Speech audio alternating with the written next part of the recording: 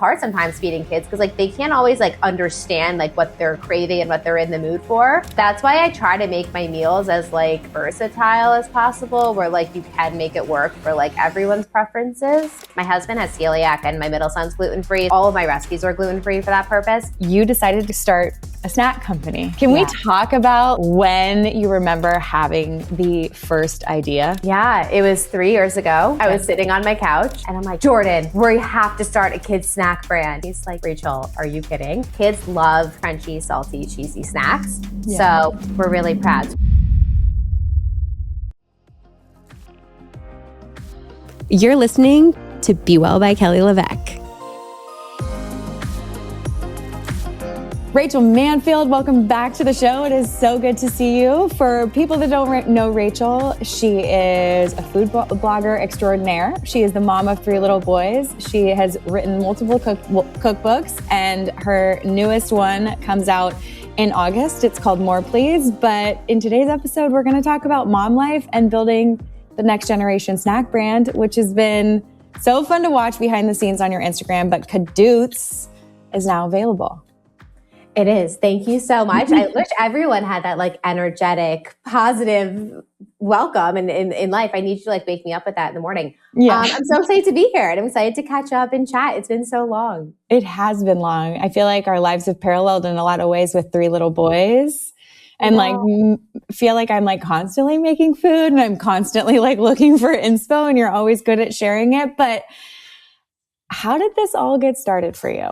So I've been in the food content space for over 10 years before the term influencer was a thing. I was making healthy, quote, better for you recipes on the internet. It all started with like overnight oats and banana breads, but made with coconut flour. And like, I was always very interested in more like nutrient dense ingredients, but like not sacrificing flavor for health.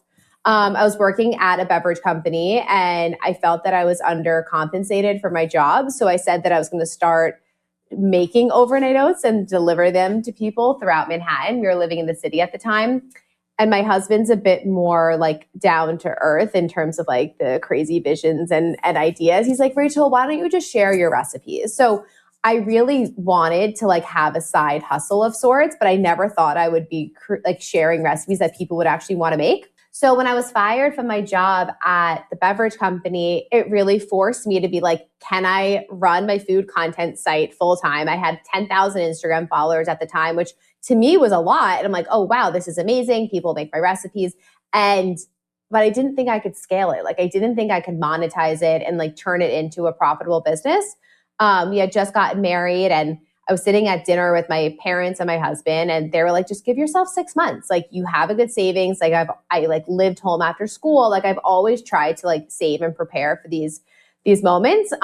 Gave myself 6 months and knock on wood, I haven't looked back. So for the last 10 years, as you know, like been cranking and creating content and it's been amazing. And I have such a passion for feeding families. And my community has really grown up with me where like I started this, I was engaged, then I got married, then I had my first kid, then my second, then my third. And like, I feel like my community's been along for that journey with me, which has been so special.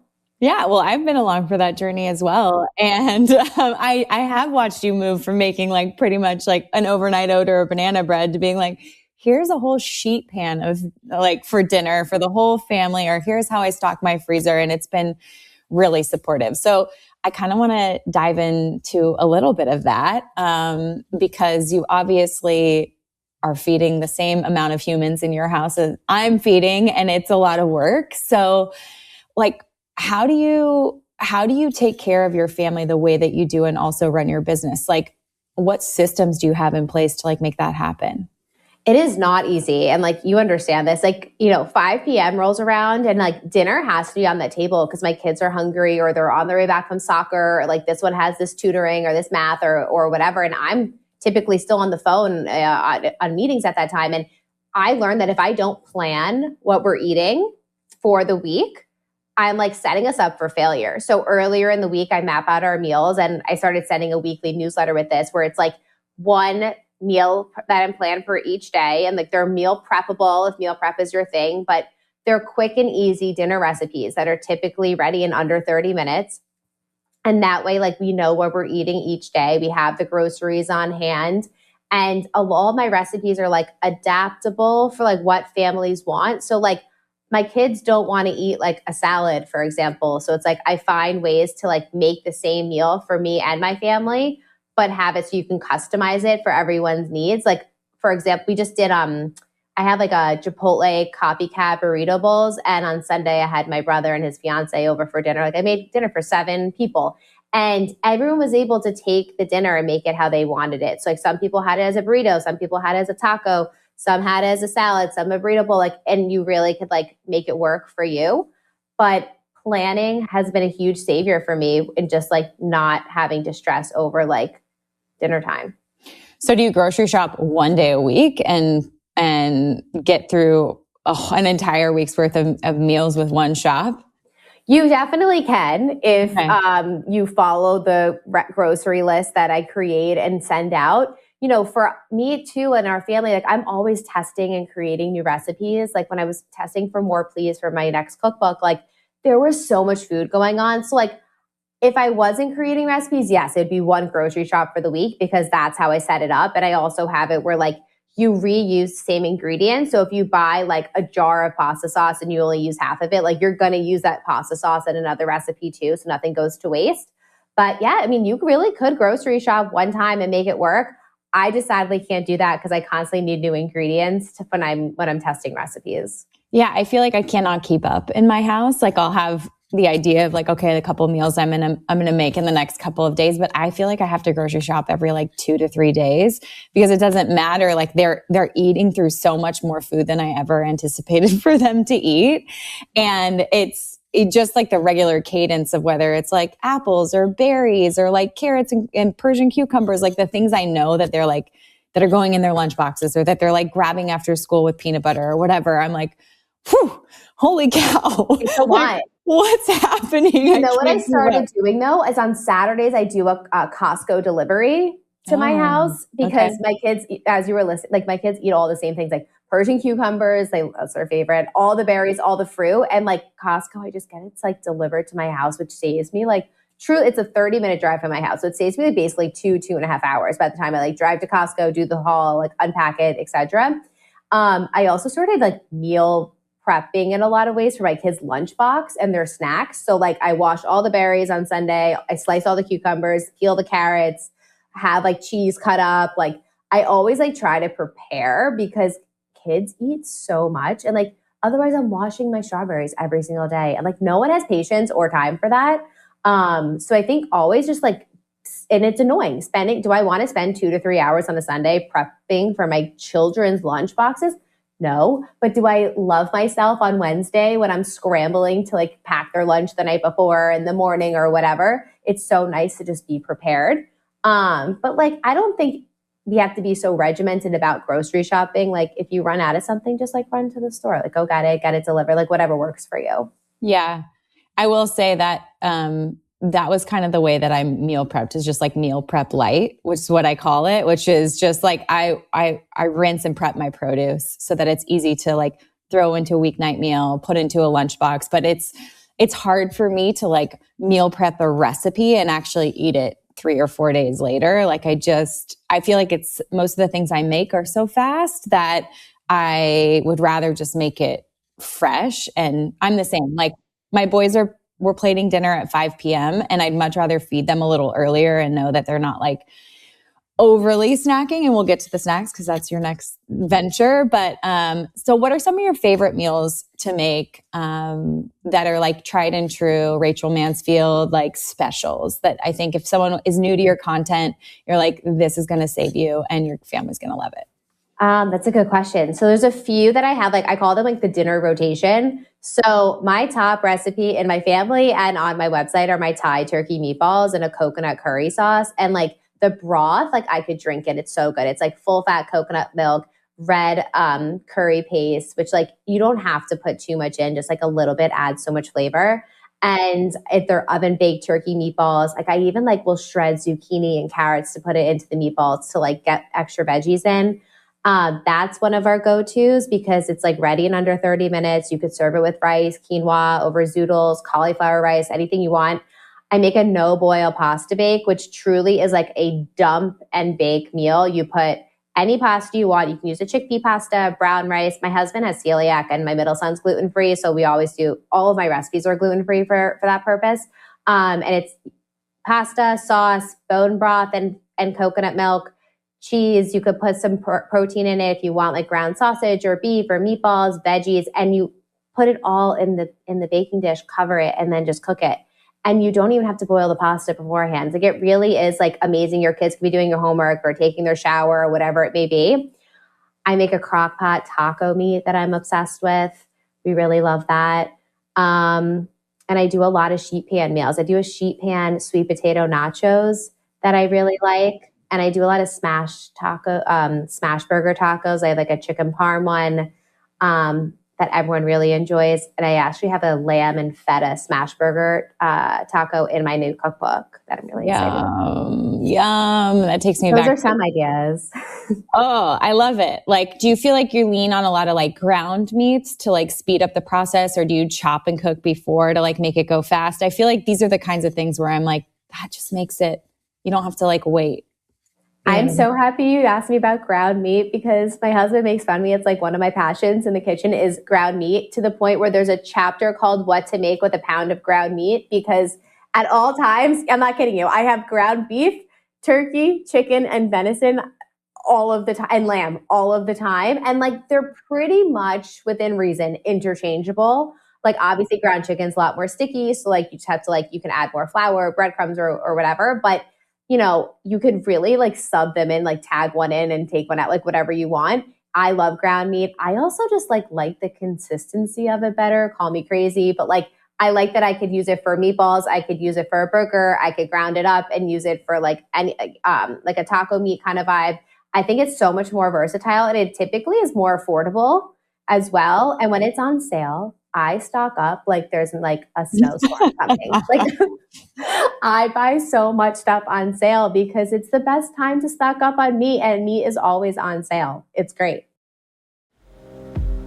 My new amino acid supplements come in flavorless and lemon water, and they're flying off the shelves, and here's why. I have meticulously sourced these vegan fermented essential amino acids from Japan. I am so proud of this being made the Be Well way, with maximum quality and minimum ingredients. My flavorless is simply those vegan fermented essential amino acids from Japan. Our lemon water contains minimal ingredients of only organic lemon powder, organic citric acid, and organic monk fruit. No natural flavors, no artificial flavors, no artificial sweeteners, no emulsifiers, no additives. This is simply that nutrition targeted for your goals.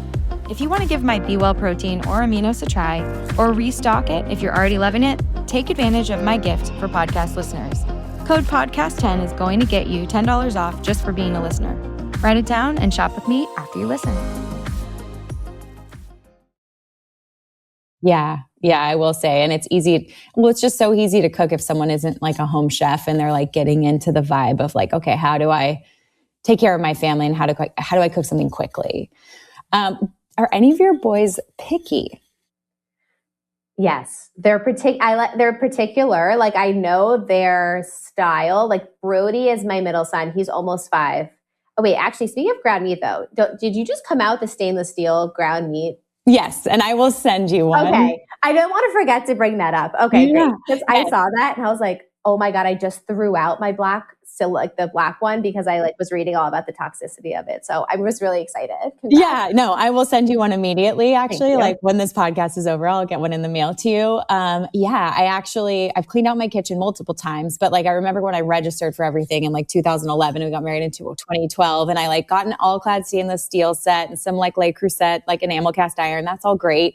But there were a few like all-clad like non-sticks that I ended up getting rid of. And then I had some like plastic bowls that were cutesy that I ended up getting rid of and keeping my glass and my stainless steel. And it was like, that was like that one tool that I'm like, no, I use it for guacamole. I use it for ground beef. I like smash strawberries if I'm making chia jam. I like I shred my chicken with it. Like I use it like everywhere. And so when Julian was my 2.5-year-old was I was pregnant with him. And then when he was born, I like did the whole like nesting towards the end. It was like, I need to get rid of everything.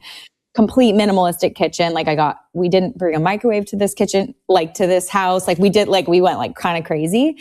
And that was like this one tool that I was like, what the heck? Like I like literally need this. And I knew some guys at Doris Dev in New York and was like, hey, can I have a meeting? And what would it look like if I made this stainless steel? And so like I'll preview it to you now, but like we have the stainless steel meat masher. I also have a silicone sleeve coming for people who use our Place or Caraway pans.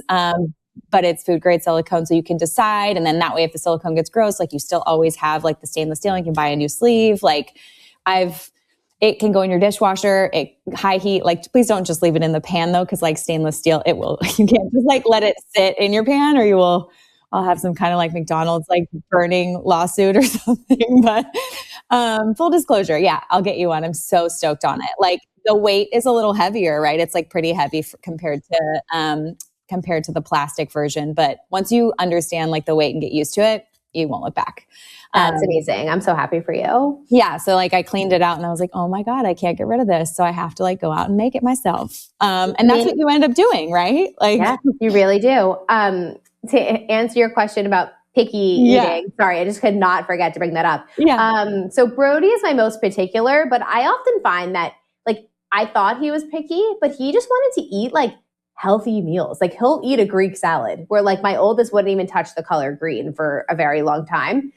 And a lot of my friends that struggle with feeding their kids, I'm like, well, are you only giving them kid food? Like, are you giving them macaroni and cheese, chicken nuggets, pizza bagels? Because like if you were eating that every single day, like you wouldn't feel good either. And Brody, when he stopped eating gluten and it made a huge difference where his like particularness like was actually like gone. Like I know how to cater to him, but in general, none of my kids are like picky, but they like, I know what they like and what they don't like. My youngest just turned 3. He's in that stage where he's like, I want the burger on the menu. And then he comes, he's like, oh, I don't like a burger. But like, you can't reason with the 3-year-olds. When we were at dinner we went out to dinner last weekend, the 5 of us, and I was like, what do you want for dinner? And Cooper said salmon.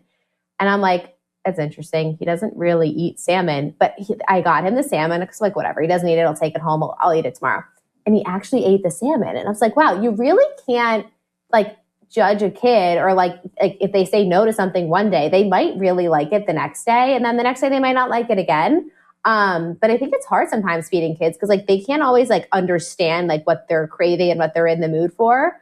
But that's why I try to make my meals as like versatile as possible, where like you can make it work for like everyone's preferences. But yeah, no one. That was a very long-winded way of saying no one's really picky, but like Brody's my most particular eater.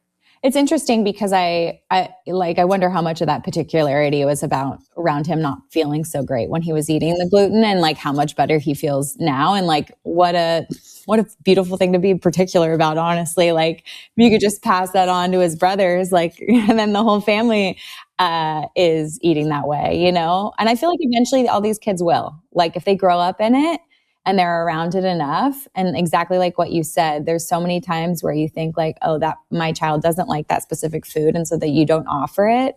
I remember being just fascinated when I wrote my kids course all about that. Like most caregivers, after a child says no to something 5 to 8 times, they stop offering it for their life. Like, oh, my child doesn't like broccoli, or my child doesn't like asparagus.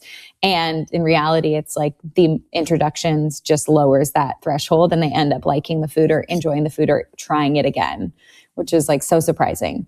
Yeah, I'm relentless. Like Ezra is 7 and he does not like eggs, never has. And I still offer him eggs at least once a week because I love scrambled eggs. So I'm like, are you sure you don't want any eggs? Like we made breakfast tacos last night and like he just had leftover chicken in his tacos. But I was like, are you sure you don't want to try the breakfast taco? And I was like, Mom, I don't like eggs. So I think I still try, but there's sometimes kids just don't like anything. But then you really don't know. Yeah. Yeah. Well, I feel like I've always been so inspired by the meals that you make for your kids, the color, the like creative ways that you're like adding veggies to things, and really like serving whole foods. But there is a time and a place for snacks. And in the same sort of vein of me creating a stainless steel meat masher, you decided to start a snack company, a cracker company, cadootz. Can we talk about like when you remember having the first idea and from like inception through now launch? Yeah, it was 3 years ago. I was sitting on my couch and it was in our family room in our old house. And I had given my husband my office because he's been working with me for a few years and I can't share an office with my husband like most people wouldn't be able to. Yeah. And I come running in and I'm like, Jordan, we have to start a kids snack brand. And he's like, Rachel, are you kidding? Because we run a venture fund as well where we invest in a lot of brands in the better for you space. And we were telling our LPs that we were going to find healthy kids snacks. And we found like a brand or two that we thought were like kid focused, but no one was creating that like salty, crunchy, shelf stable, maybe sometimes sweet snack that like I felt really good about putting into my kids' lunch boxes or packing for them for a snack. And I said to Jordan, I think it's time. I think we have to do this. And he's like, all right, let's look into it. And that was 3 years ago. It took us a very long time to launch because the creation of cadootz is like, someone asked me if I was nervous, if that someone else would create what we have. And I was like, it took us so long to perfect this product. Like truly good luck. Like if someone else wants to try to do it, be my guest, because the amount of R&D, and we have an amazing rock star team helping us with this. It was so hard because I wanted it to be organic, no seed oils, 5 grams of protein, no natural flavors, gluten-free, nut-free, no seeds. Like I had these pillars for the brand that were so important to me because it was what I was struggling to find. And it took us a while to like really get the product to taste good. And now that we like have gotten customer reaction and like we're seeing people out and about eating it, we're like, this is amazing. Like it was so worth the wait. So yeah, cadootz is officially out in the universe. And we have 3 flavors, cheddar, sea salt, and ranch. And like, I actually have a box in front of me and like, it's a bright, colorful, like it's a kid-centric brand. Like the back of the box has a game to play on the back for kids. So when you pick it up at the grocery store and your kid's in the back seat, they could like play the game on their way home, like an old school, like cereal box vibe. Like we have all of our rules as a ruler on the side. Like, yes, adults obviously are eating cadootz. It's been really amazing. Some of my community messages me. They're like, I ordered it. I don't even have kids. I just want it for myself. And it's for everyone, but it's something that a kid can pick up out of their pantry and like be excited to eat. And just like kids love crunchy, salty, cheesy snacks. So we're really proud. So we have sea salt, cheddar, and ranch.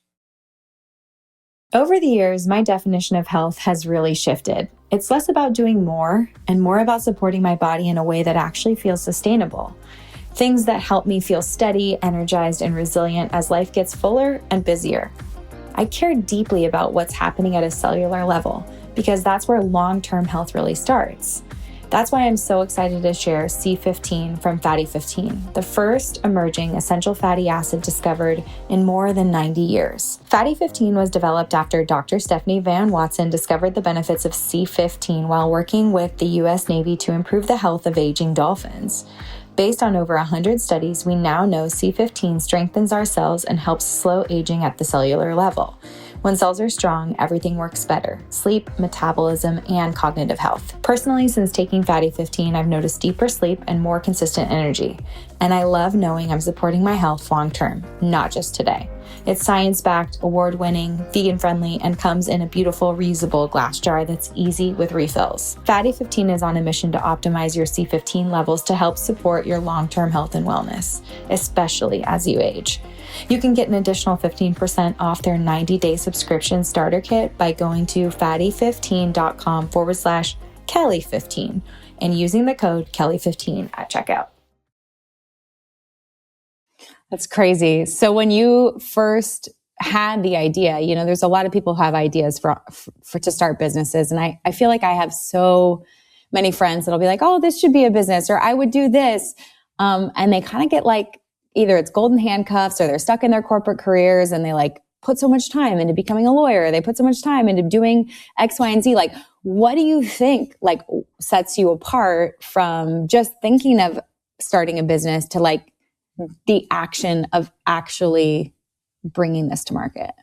I've always been someone who just like has an idea and has to run with it. Like even when I had the idea of selling overnight oats and then sharing my recipes instead. Then I wanted to start investing in brands. So then we started investing and then we started our own VC fund. Like I have an idea, and then I have to make it happen if I think it's a legitimate idea. There's many ideas I've had that would have failed. But I just knew that this is so needed. And my gut told me this is going to be something parents need these snacks in their pantry. And now that we've been investing in brands for 8 years now, we're very we're coming into this not as blind as most other founders are, which I was just telling Jordan beforehand. We were on a call with a broker for a retailer we're probably launching in. And I said, we almost know too much where we paralyze ourselves sometimes because we've seen a lot of our portfolio brands, their successes and their losses. And we're at least coming at this where we know what we're getting ourselves into. We're during the R&D of the product, of course we focus on the taste and the texture and everything, but we also looked at the scalability and the margins and is this going to be a profitable business? Because a lot of brands are so focused on only creating a really good tasting product, and they don't look at the future of the economics of creating that product. So I think that because I knew we had experience in some capacity, it would hopefully help set us up for success in the future. Yeah, you had, it was going in a little warm, not so cold. And then when it came to deciding who was going to help you with the R&D process, did you explore multiple options? Did you have an idea in your head of who you wanted to work with? That was really hard to find. So first we have, there's three co-founders. It's myself, Jordan, and Kiva Dickinson, who's the managing partner of Selva Ventures. So the three of us all came together and we're who do we want to help us create this product? Because sure, I can make my cheese crackers in the kitchen, but I can't make a cracker recipe that you take to a co-man or a factory and then scale it. So it took us, I want to say, close to 6 to 9 months to find the right team. And it's almost like a black market trying to find someone to help you create a food product. So we had a lot of referrals and references and talking to other brands. And I remember one time a brand made me sign an NDA that I wouldn't disclose who helped them make their product. So it's very interesting. But took us a while to find someone who was also yes, Rachel, we can help you make this, because a lot of people were your pillars, they're going to be impossible. You're not going to be able to make this product. But we eventually found the right team for us. And Jordan and Kiva and I were so involved in that, flew out to their office, tried all the samples, would go back and forth. We would set up these lab, taste testing, experiences for us in our office. I would bring them to kids locally. I have a cadootz crew of 100 moms and kids, that I would mail them samples. So the R&D was us, but I also tried to involve as many other people as possible when it came to perfecting the taste. Yeah, that's so much work. And to also maintain and understand is the final product that we're going to get in the bag that goes in the box, is it going to still taste exactly the same or have the same texture in 2 months, 3, the shelf stability of something that is made of real food. So I'm sure that was a whole other undertaking. Can we talk a little bit about your pillars though? I think for a lot of people, when they go into creating a brand or a business, they're the financials aren't going to work. Oh, I guess I'll use a cheaper product, or I'll use an alternative, or I can let this one pillar go. They start compromising. And in my experience as an investor in CPG companies, I find that the brands that end up selling are the ones that do the best long-term and have a cult following, are the ones where the founders I don't want to say, they're ruthless. We'll just put it that way, in defending what they want and how it's going to be done, because that's your integrity. And that's what the brand is going to stand upon. That's the foundation of it. So can we go through your pillars and why you're on your ruler and why they're there? I know. I was should I pull out my ruler? So The first for me was USDA organic, because there aren't many organic crackers out there, and the ones that are just kind of glorified, not as good for you products. So I wanted to be organic. I didn't want seed oils. I'm not someone who avoids seed oils at all costs. I think there's a lot of other ingredients I avoid before them, but it just was annoying me that no one was making a cracker that had 100% extra virgin olive oil, not olive oil. Like I'm using 100% extra virgin olive oil. It's not a blend. It's so pure. It's organic. And that was huge. I also, the protein aspect where like, like your boys, like they come in, I'm hungry, I want a snack. And then they come in again a half an hour later, I'm hungry, I want a snack. And I get it. There's only so many like string cheeses and meat sticks and like protein bars that they could eat that are fun to them, honestly. And I want my kids to have fun with their food. I want them to enjoy it. And I really wanted that like shelf stable, salty, crunchy snack that had protein in it.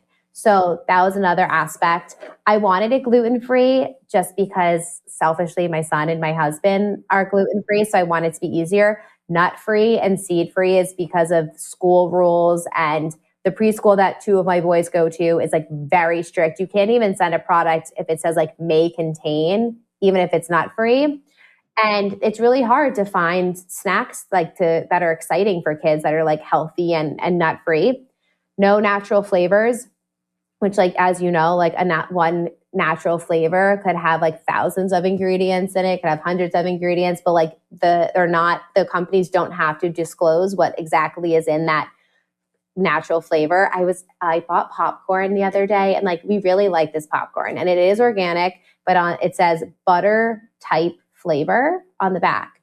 And I was like, you can't even say butter flavor. You have to write butter type flavor. Like, what does that even mean? And like, it just like pisses me off so much that there's just like there's no transparency.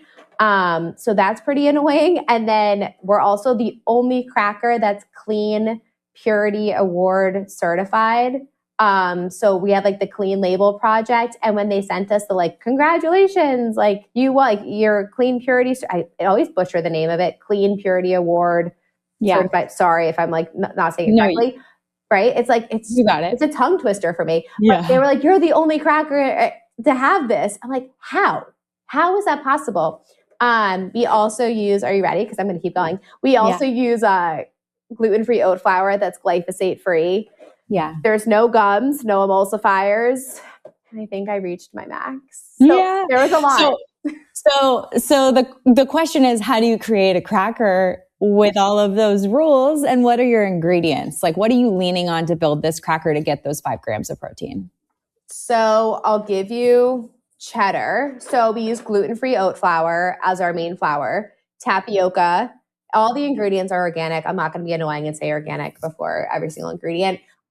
Cheddar cheese, extra virgin olive oil, milk protein concentrate, spices, apple cider vinegar, nutritional yeast, baking soda. Like, we also, we use organic milk protein concentrate. We're also switching to we're getting like a grass-fed organic milk protein concentrate, which I'm really excited about too, which is so hard to source. Jordan's been like hustling, trying to find one.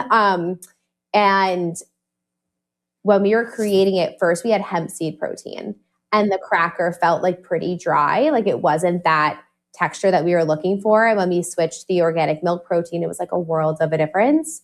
I also really wanted 3 vegetables in the product. So when you were saying before, like to make some sacrifices, that was my sacrifice. But we were in like a very heated time of creating cadootz where like Kiva and Jordan and our R&D team, they like really were not happy with me because I had all of these like strict parameters. And I've said numerous times, like if you put natural flavors in my product, there is no point of me launching this product because I'm not proud of it. I don't want my name associated with it. Like, I just like, I feel like a hypocrite if I come out with something that's like not what I'm looking for. So it's another reason why it took us so long, but I like wanted to really stand my ground and be like, this is what I believe in. And this is like what I think should be the ingredients for our crackers. And, we're going to innovate in other categories. And I want parents or customers, whomever, to pick up a box of cadootz no matter what it is and just trust that they don't even have to read the ingredient profile. And like they just know that they're going to be comfortable and excited by what we're using. Yeah.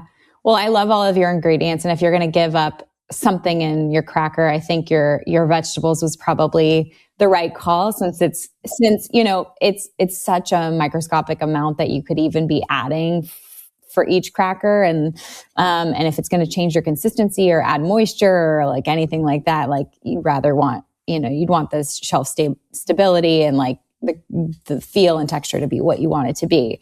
So along this process, 3 years is a long time. Was there a launch plan where when you're in R&D and you're making the crackers, and you're going to like do your first runs, were you out selling to big box retailers before the product was available? Like how long was that process, and like where have you launched to date? Yeah, so the launch plan was a big topic, as everything was a big topic for us, because there's just so many ways, there's so many paths to launching a brand. It's like, and what works for one brand isn't necessarily going to work for someone else. Like we spoke to well over 30 founders of other food and beverage and supplement companies that could like help guide us as to like, where do you think we should be doing? Like what worked for you? What didn't work for you? And I really wanted to launch D2C, which, there's not that many D2C food brands. There's a lot of D2C supplement and I just didn't want to give up that opportunity to like get in front of my community and like have them try it first. So we decided to launch D2C on Amazon in the beginning while simultaneously meeting with other buyers at retailers. We are going to be launching in June 2026 in a nationwide retailer that we're very, very excited about and so proud to be able to say. I can't say it yet, but we'll be announcing it probably like just before the month of June.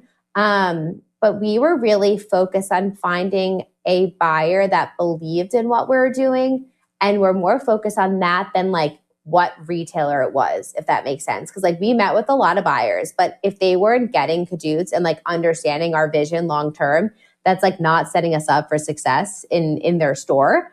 And we were really excited over the summer when we flew out to go meet with a specific buyer, and she was like, I have been waiting for a product like yours. And that's really how we cultivated the relationship to launch there in June. It feels a little bit like a book agent and an editor. Like there are so many different places that you can go, and someone might be like, well, HarperCollins, Crown, Penguin, whatever the case may be. But it's like, the reality is like, what's the synergy of the relationship? Because I feel like, at least in my limited experience in launching in retail with Hume Supernatural, which I'm a co-owner in, which is like a better for you deodorant, body wash, lotion brand. It's this period of time, this like trial period when you're getting on shelf and you're like, okay, we're getting this dedicated shelf space. Like we have to move units or they're going to say, see you later. And the reality is like, if you don't have that synergy and they don't believe in you and they don't see like the long-term growth potential, then they're not going to give you the best shelf space. They're not going to give you an end cap, or they're not going to like, support you and your brand in actually moving units. And then you end up, taking those units back or being pulled off the shelf, and that looks worse than never being put on that shelf. I know. I actually have said a few times over the last few weeks, like, it's one thing to get into X retailer, but it's another thing to stay on that shelf and like actually succeed. And I think that like getting into the store is actually the easy part, but like we got our, the expectations of our velocities at this retailer in June. And we're like, I'm sorry, what? Like it's really hard. It's very demanding, and it requires a lot of strategy, a lot of funding, and the execution. A successful retail launch execution is not an easy feat. So like, that's why we're right now very focused on like building the infrastructure of cadootz for like who's going to help us bring this to life, and also who's done it before, because I'm just of the belief where you have to hire people that are smarter than you.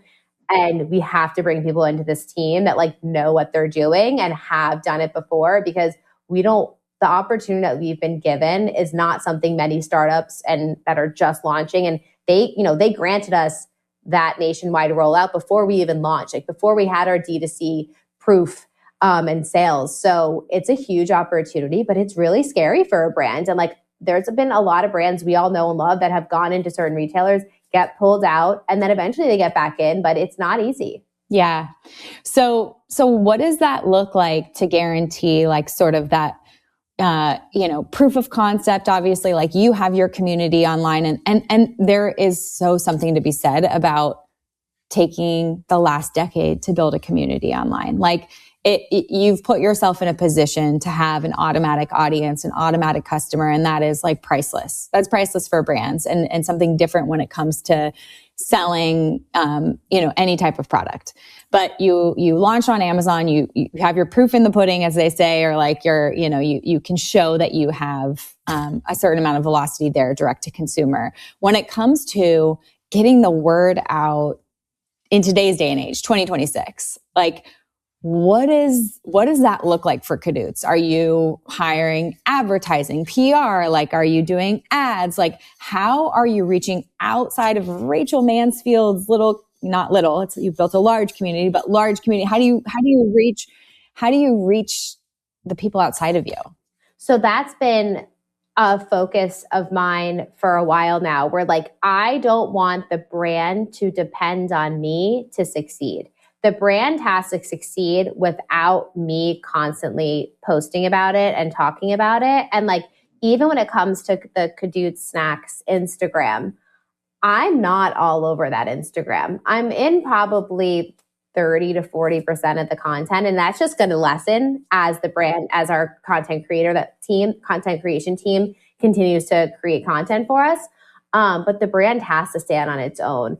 And it's interesting because as a snack company that's targeted towards kids are influencers. Like, there are content like those are our creators. Those are those people that are going to be like telling their friends to go buy it, or telling their mom or their dad or caretaker to go buy it. Like, my friend's daughter's at tennis last week, and she told me that she was holding a box of cheddar, handing it out to her friends on the tennis court. And I'm like, that is exactly what I want.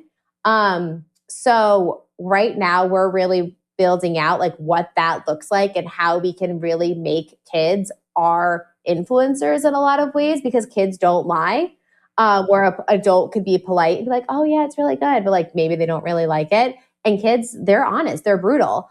In addition to that, we're sending out like creator kits. Like, we actually just spent 2 full days last week building out these influencer kits with like cadootz merch and branding and like all the things to help generate some hype. And I think we just want to cultivate a community of like-minded humans that like have a passion for like eating food that tastes good and like makes them feel good, that's made with great ingredients. So what that looks like, we'll see, but it's very important that like cadootz can stand on its own without me. And I think that my community has like really showed up. We sold out in a couple of hours the day that we launched, which was amazing.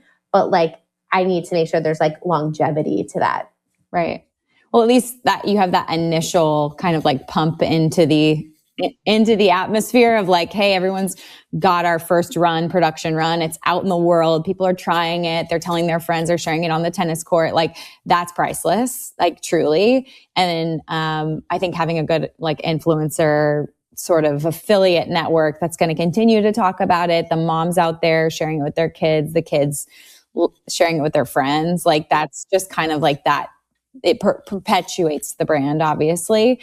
When you think about what the future holds for cadootz, like, you've obviously created 3 flavors of crackers. You've stood by these like really strong pillars that that is like the foundation of your brand. How do you replicate that in other SKUs? And like, what do you envision for the future of this business? I actually just sent a text to our like company group chat. I was like, so should I call so-and-so to like get the next innovation going?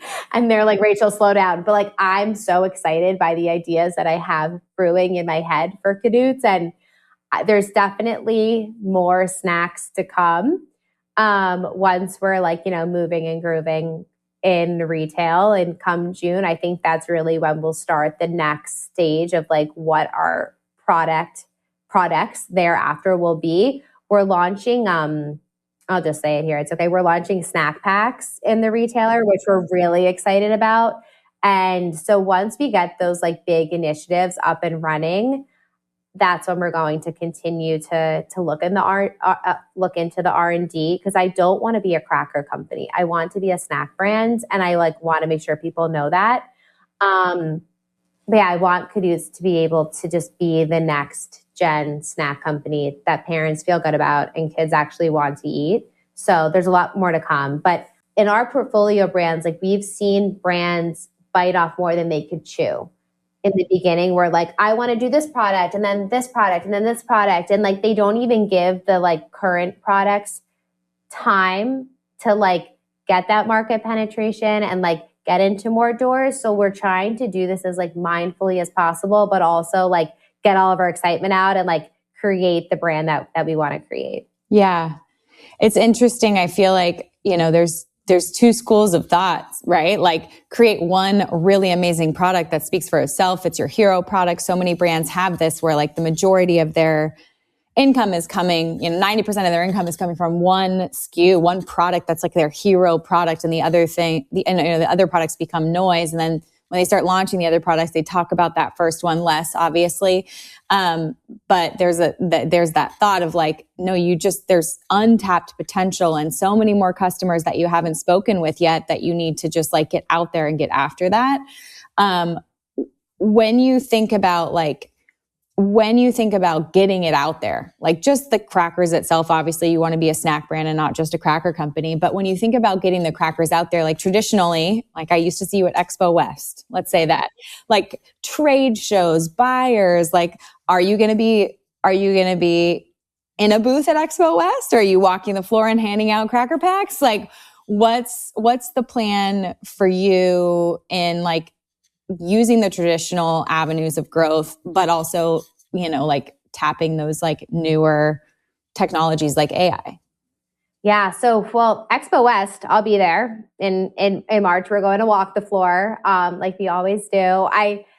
We decided not to get a booth because we're not looking for another retailer right now. We don't need investors. We're not looking for another distribution. You kind of have to go into those trade shows, really any trade show, with kind of set goals in mind of like why you're investing in them. Because for some brands, it's like north of $50,000 to be at that trade show. And that's like, I think on the scrappy end. Yeah.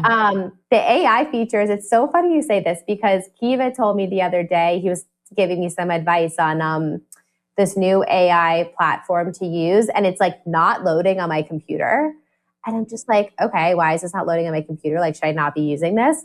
But I'm Claude? like, yes. Yeah, I think that honestly, it's because they just had an update like February 6th or 7th or something like that.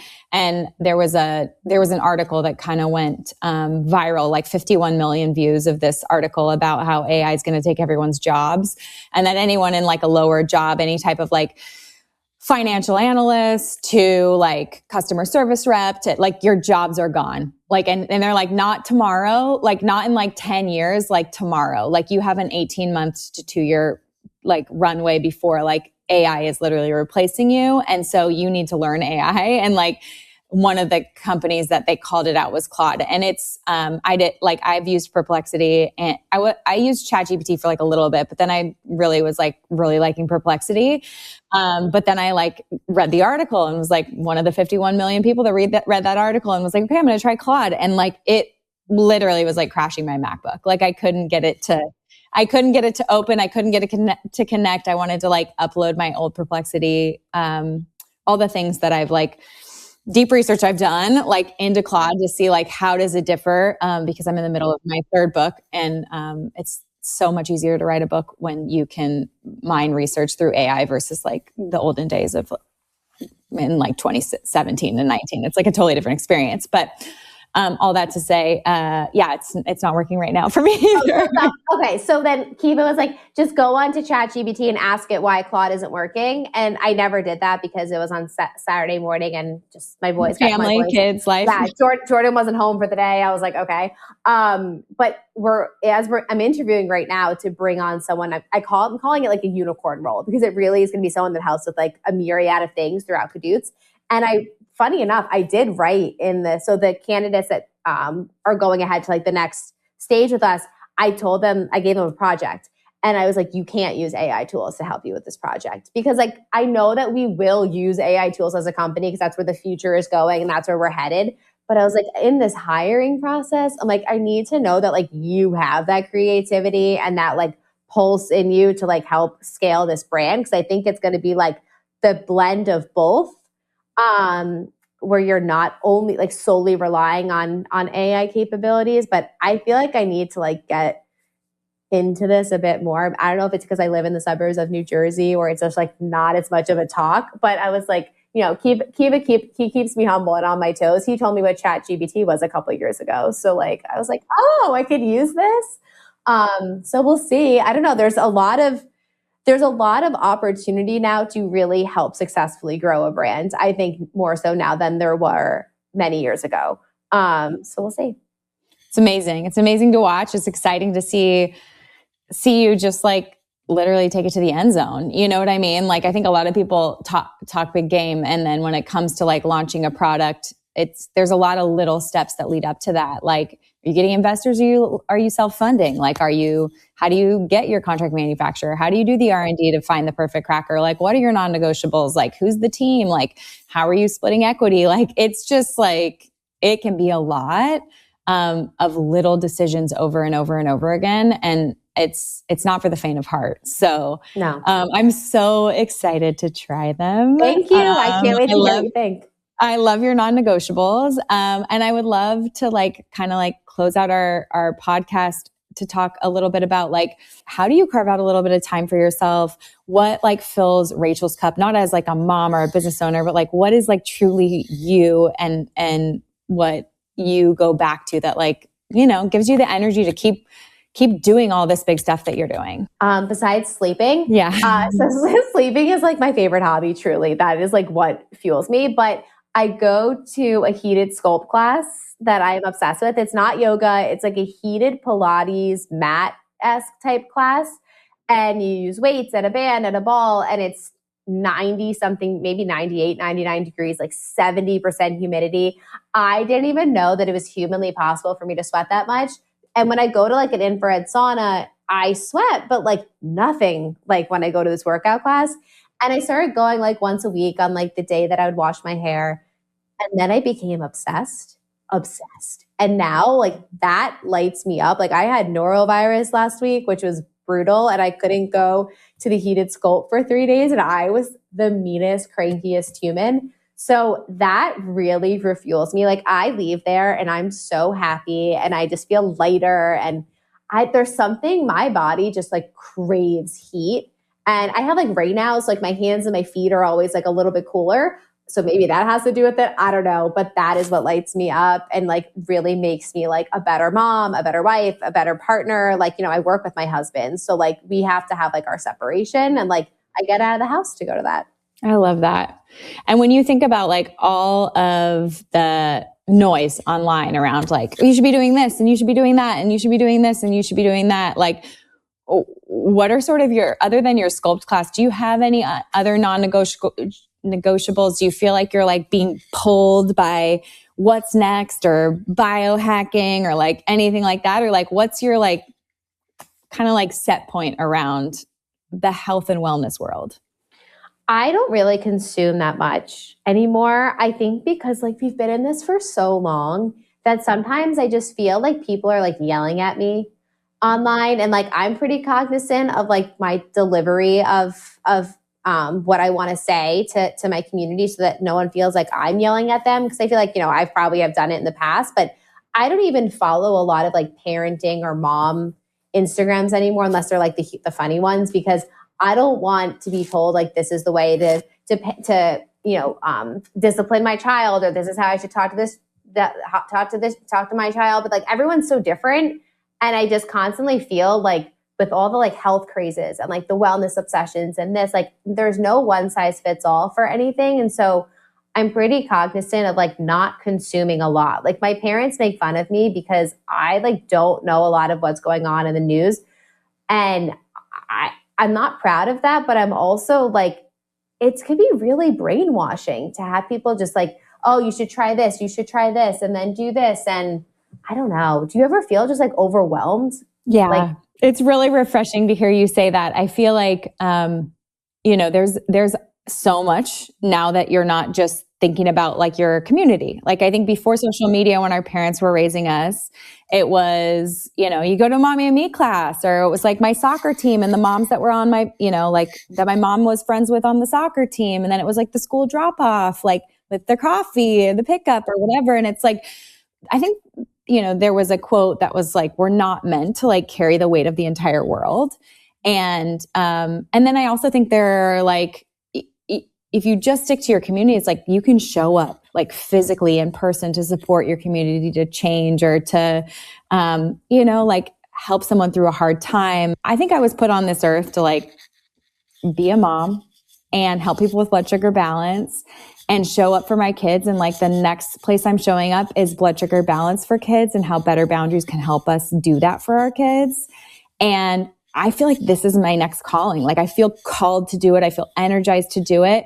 And like everything else, it's just maybe not my fight to fight, and when I'm absorbing all of that, it's depressing and it's negative. And, but then people will say like, yeah, but you like, how privileged of you that you like, don't have to have an opinion about this. And it's like, I feel like I'm just so much of a sponge that it's paralyzing to like carry the weight of the world.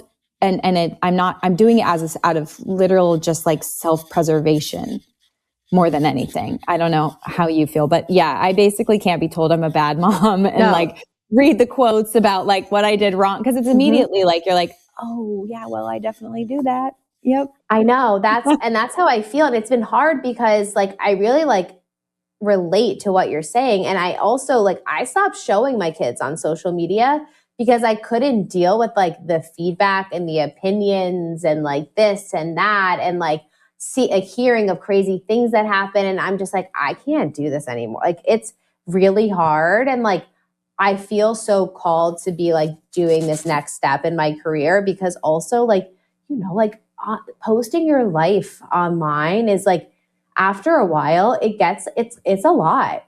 Like you really have to show up and like, I love what I do. And like, I wake up very motivated to do it every day. But sometimes I'm like, am I going to be doing this in 10 years? Like, am I going to be on social media like this? Like, I don't want to be. Like when I meet someone and they tell me they're not on Instagram, I'm genuinely like so jealous. Like one of my best friends in town doesn't have any social media besides Facebook because you need it for like the mom groups. But I'm like, wow, what is it like to wake up? Tell me about that. Yeah, I was like, that sounds amazing. Like that is so glorious. And she like knows things about what's going on in my life, like from my newsletter. And I'm like, that is amazing. I love that for people. And social media can be scary. It's a lot to absorb. It's a double-edged sword. Mm-hmm. Like you wouldn't have like the success that you've had with cadootz without that life first. So I think it all plays a role.